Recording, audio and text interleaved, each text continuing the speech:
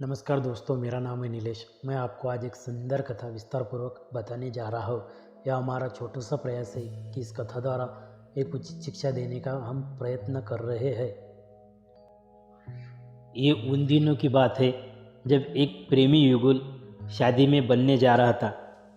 धीरे धीरे वह शादी के पास पहुँच रहे थे। अभी उनके फ़ोन पर बातें होती रहती थी और शादी का दिन नज़दीक आया तो उनमें एक अजीब सी फीलिंग उन्हें महसूस हुई कि अब शादी होने वाली है, हम पति पत्नी बनने वाले हैं। ऐसे में उनकी शादी का दिन आ गया। आज उनकी शादी होने वाली थी। वो बहुत एक्साइटेड थे और धीरे धीरे शादी का वक्त आ गया। शादी दो दिलों का मेल। शादी हो गई। लड़के ने लड़की को हार पहनाया। अभी शादी हो गई। शादी होने के बाद जब वह माँ बाप से बिछड़ी तो बहुत रोई, लेकिन उसके पिताजी ने उन्हें यह कहकर बताया कि मेरी बेटी बहुत ही लाडली है, मेरी बेटी परी जैसी पली है, इसको संभाल लेना। उसके जो पति थे उन्होंने उसके पिताजी को विश्वास देते हुए कहा कि पिताजी, आपकी लड़की मेरे पास है और आपकी जो लड़की है वो मेरे दिल का टुकड़ा है, मैं इसे कभी दुख नहीं दूंगा। ऐसे में आंखें भारी होते समय दुल्हन की विदाई हो गई। धीरे धीरे वक्त गुजरता गया और उनकी जो शादीशुदा जोड़ा था उनकी प्रेम वेली पर एक फूल बरसाया। धीरे धीरे वह लड़का तकरीबन 5 साल का हुआ। एक दिन पति ने दवाई की बोतल खुली देखी तो उसे काम पर जाने की बहुत जल्दी थी, इसीलिए वह अपना टिफिन समेटकर वैसे ही घर से निकल गया। लेकिन जाते वक्त उसने कहा कि अजय, सुनती हो, ये जो बोतल है दवाई की, इसे बंद करके अलमारी में रख देना, बाबू खेल रहा है। काम इतना था कि वह पति ने क्या बोला है यह भूल गई। धीरे धीरे बच्चा खेलते खेलते दवाई के पास पहुंचा। बच्चे की उत्सुकता, उसे कहाँ पता था कि वह इस दवाई से क्या होने वाला है। उसकी रंग, उसके बनावट जो थी वो बच्चे को आकर्षक करने वाली थी और यही आकर्षक कारण उसकी मौत का कारण बन गया। उसने बोतल का ढक्कन खुला देखा। बोतल का ढक्कन खुला होने के कारण उसने उसे मुंह से लगाया। जैसे ही मुंह से लगाया वो दवा कड़वी थी और उसकी थोड़ी सी भी मात्रा उसकी जान लेने के लिए काफ़ी हो सकती थी। लेकिन उसे क्या पता था, क्योंकि वो तो अभी बहुत छोटा था, नादान था। मम्मी उसके कामों में थी, उसे पता ही नहीं था कि लड़का कहाँ है।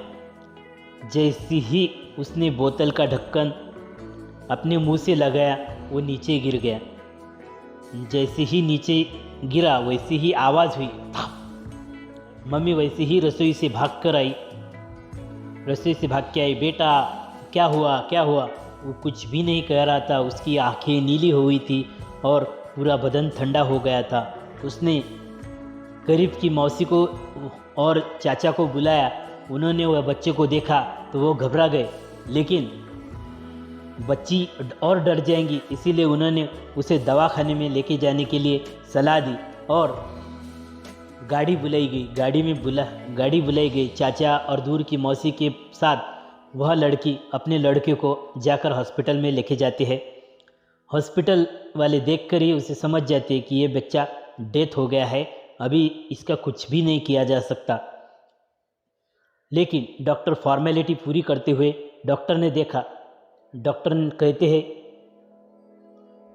कि आपका बेटा अभी चल बसा है, आपका बेटा अब इस दुनिया में नहीं है। यह सुनकर उस लड़की के पाँव के नीचे से ज़मीन हिल गई। उसे लग रहा था कि अब मैं अपने ससुराल वालों को, अपने पति को क्या कहूँगी।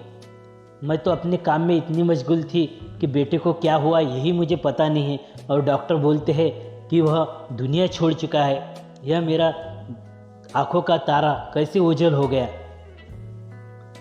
तभी दूर के जो चाचा जी थे उन्होंने उस के पिताजी को फ़ोन किया और सीधे दवाखाने में आने को बोला। जैसे ही वो दवाखाने में आए, उन्होंने सिचुएशन देखा कि उनकी जो पत्नी है वह लड़की की मौत को देखकर बहुत घबराई हुई है और सभी पास के रिश्तेदार भी आ चुके थे। ऐसे में जैसी ही पत्नी ने अपने पति को देखा, वैसी ही वो उसकी बाहों में जकड़ सी गई। वो बहुत रो रही थी। तभी पति ने एकदम शांत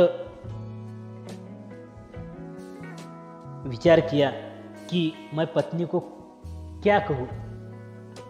तो उसने कहा, डार्लिंग, घबराने की कोई बात नहीं है, बच्चे तो और भी आ जाएंगे, लेकिन तुम सुरक्षित है ना? तुम सुरक्षित हो, मेरे लिए यही काफ़ी है। यही मेरी दुनिया है, तुम ही मेरी दुनिया हो, यही मेरे लिए काफ़ी है। जो है वो भगवान की मर्जी है, इसमें हम कुछ भी नहीं कर सकते। मैं तुम्हारे को कुछ भी नहीं कहूँगा। उसकी पत्नी ने अपना एक लौता बेटा खो दिया था, तो भी उसकी पति की ऐसी रिएक्शन देखकर वो भी चौंक गई और सारे जो रिश्तेदार थे वो भी चौंक गए। लेकिन परिस्थिति के लिए कौन जिम्मेदार है, कौन आरोपी है, ये सब हमारे आपसी रिश्तों में होता है। जहाँ जॉब करते हैं वहाँ या जिन लोगों को हम जानते हैं उस सभी के साथ यही होता है। और परिस्थिति के आवेश में हम आकर अपने रिश्तों को भूल जाते हैं और एक दूसरे को सहारा बनने के बजाय हम एक दूसरे पर आरोप लगाते हैं। कुछ भी हो जाए, हम उस व्यक्ति को कभी नहीं भूल सकते जिसे हम प्रेम करते हैं। इसीलिए जीवन में जो आसान है उसे प्रेम करो, आपके पास अभी जो है उसे जमा करो, और जो अपनी तकलीफ़ों का विचार कर कर के आगे बढ़ाने के बजाय उन्हें भूल जाओ, ताकि तुम्हें प्रकृति दूसरा मौका दे सके। इन सभी चीज़ों का सामना करो जो आपको अभी मुश्किलें लगती है या जिनसे आपको डर लगता है। सामना करने के बाद आप देखोगे कि वो चीज़ें जितनी मुश्किल नहीं है जितना कि आपने उससे पहले सोच रखा था। हमें परिस्थिति को समझकर ही लोगों के साथ व्यवहार करना चाहिए और लोगों की कठिन परिस्थिति में उनके ना कि दर्द देना चाहिए, बल्कि उनके दर्द का हमसफ़र बनना चाहिए। Thank you. एक नई कहानी के साथ मिलते हैं ठीक शाम 7 बजे। हमारी कथा अच्छी लगे तो हमारे चैनल को लाइक कीजिए, शेयर कीजिए और बेल आइकन दबाकर सब्सक्राइब कीजिए, ताकि हमारे आने वाली जो भी वीडियो है वो आप तक सरलता से पहुंच जाए। तब तक के लिए शुक्रिया। सुरक्षित रहे, आबाद रहे। Thank you.